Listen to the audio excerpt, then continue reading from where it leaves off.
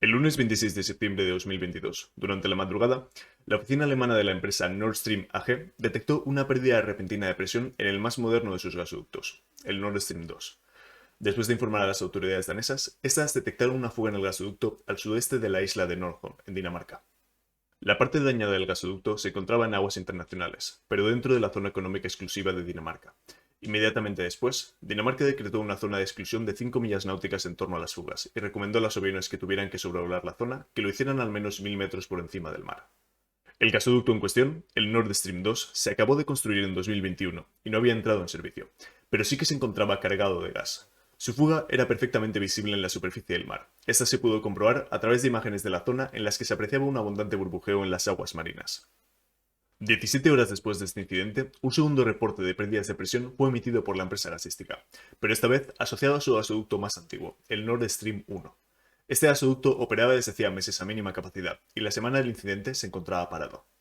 Esta información fue atendida por las autoridades suecas, que poco después detectaron dos fugas en el Nord Stream 1, una dentro de su zona económica exclusiva y otra unos 6 kilómetros al sur, situada en la zona económica exclusiva danesa.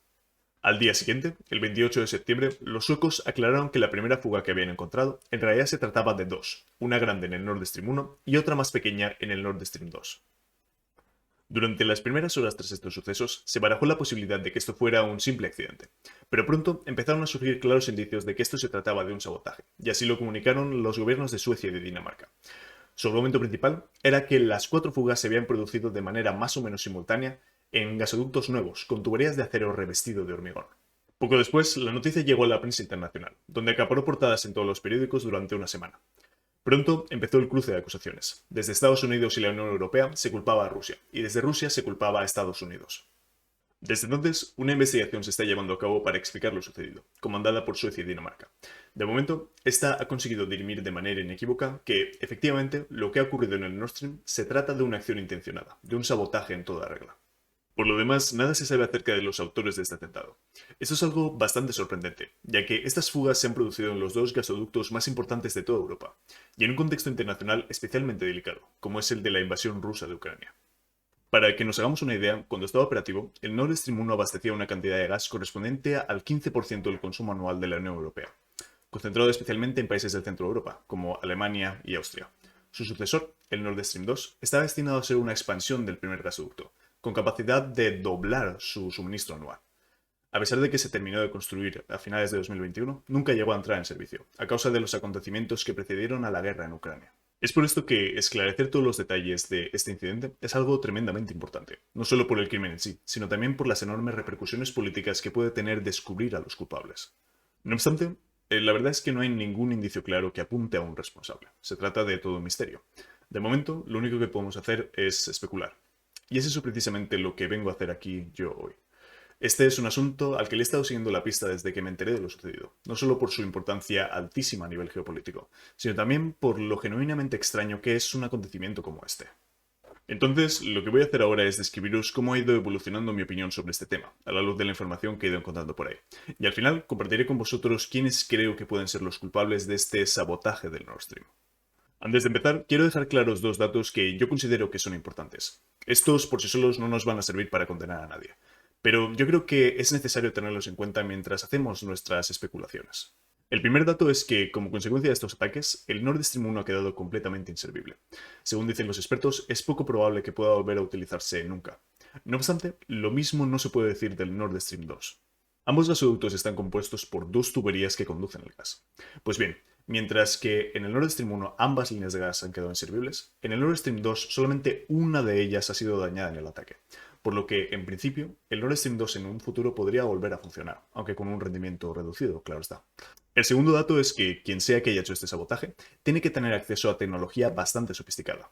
Una operación de este tipo implica localizar los gasoductos, bajar 100 metros bajo el mar, depositar cargas explosivas y detonarlas de manera casi simultánea. Para hacer esto hacen falta explosivos de alta potencia, capaces de perforar tuberías de acero revestido de hormigón, y vehículos sumergibles. Recursos como estos solo son accesibles para servicios militares de países ricos, entre los que podríamos contar a Estados Unidos, Rusia o cualquier país de Europa, o para células terroristas muy bien equipadas.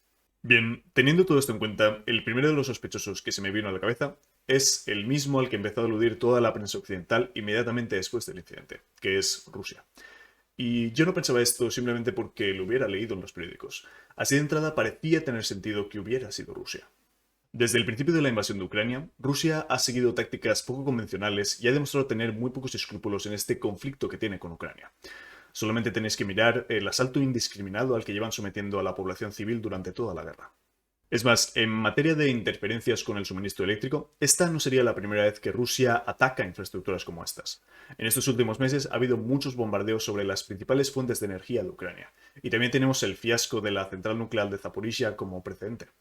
Teniendo todo esto en cuenta, uno podría pensar que este sabotaje del Nord Stream no es más que una más de las estratagemas de Rusia en el contexto de la guerra. No obstante, cuando me paré a pensarlo con más cuidado, me di cuenta de que no tenía mucho sentido que Rusia hubiera hecho esto. Para empezar, Rusia fue la principal promotora del Nord Stream, y no gana nada atacando sus propios gasoductos.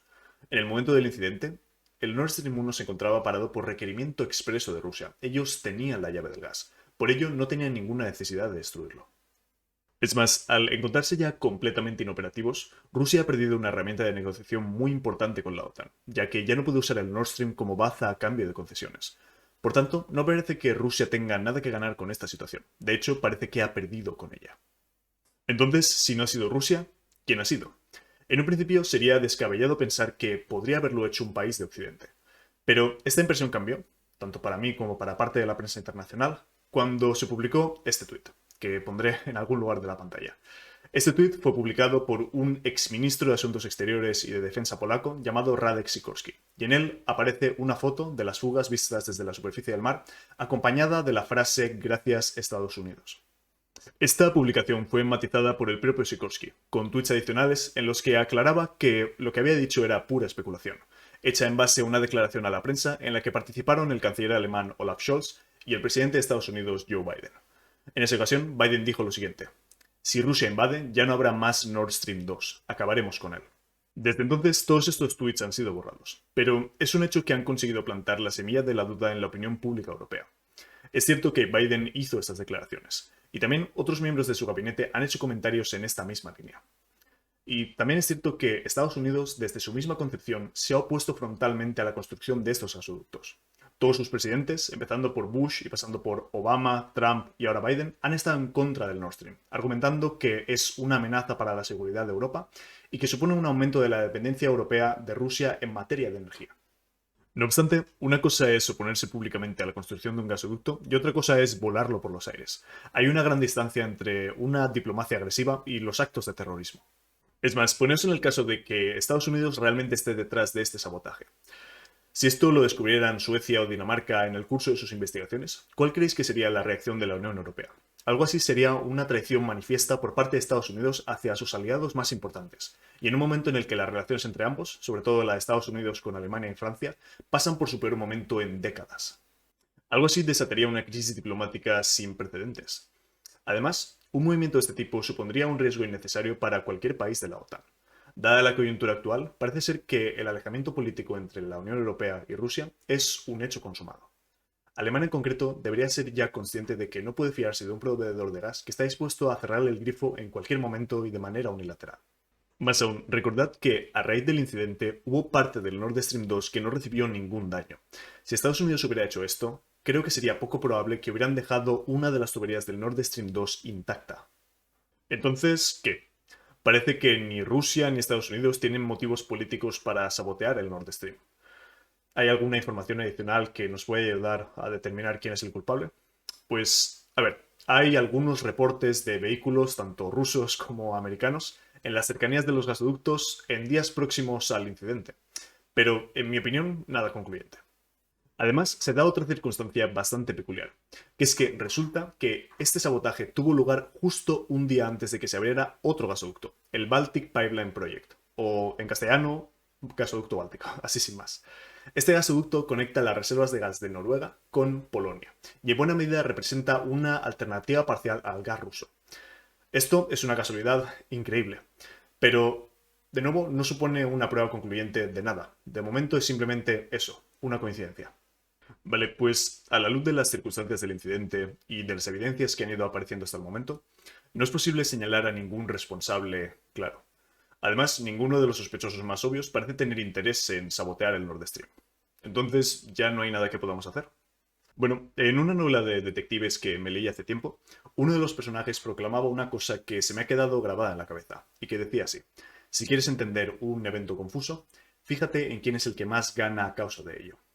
Esto, si lo pensamos bien, es de sentido común. Si hay un agente o una entidad que se beneficia de un suceso extraño, lo más probable es que dicho agente o entidad ande detrás de ese suceso extraño.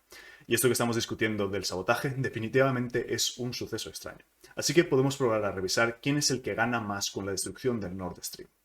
Esto ya lo hemos hecho parcialmente en el plano político, y hemos concluido que, a grandes rasgos, nadie tiene nada que ganar con esta situación. Ni Rusia, ni Estados Unidos, ni, por supuesto, ningún país de la Unión Europea. Pero podemos probar a examinar qué es lo que sucede en el plano económico, ya que ahí el panorama bien podría ser bastante distinto. Empecemos mirando a Estados Unidos. Una cosa que se ha comentado mucho en redes sociales es que Estados Unidos tiene mucho que ganar económicamente con la destrucción de los gasoductos Nord Stream, ya que una de las alternativas inmediatas al suministro ruso pasa por sustituirlo por gas natural licuado, el cual es un sector en el que Estados Unidos es líder mundial. Y es cierto que esta industria del gas natural licuado ha explotado en 2021 y sobre todo en 2022, a causa de la necesidad de Europa de buscar alternativas al gas ruso. Vamos, de hecho, los beneficios de las empresas que están en este negocio se han multiplicado este último año. Sin embargo, en mi opinión, nada de esto sirve para justificar que Estados Unidos esté involucrado en el sabotaje del Nord Stream, por dos motivos. En primer lugar, esta demanda disparada de gas natural licuado que hay en Europa surgió y se consolidó a principios de 2022, mucho antes de que estos incidentes tuvieran lugar. La industria gasística de Estados Unidos ya estaba ganando miles de millones de dólares sin necesidad de tocar los gasoductos rusos, y esta tendencia comercial no cambió en absoluto a raíz del sabotaje.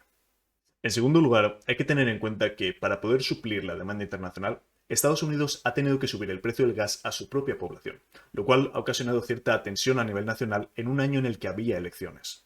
La situación llegó hasta tal punto que desde el Departamento de Energía se estuvo discutiendo la posibilidad de reducir las exportaciones, para así poder moderar la presión sobre las reservas de gas.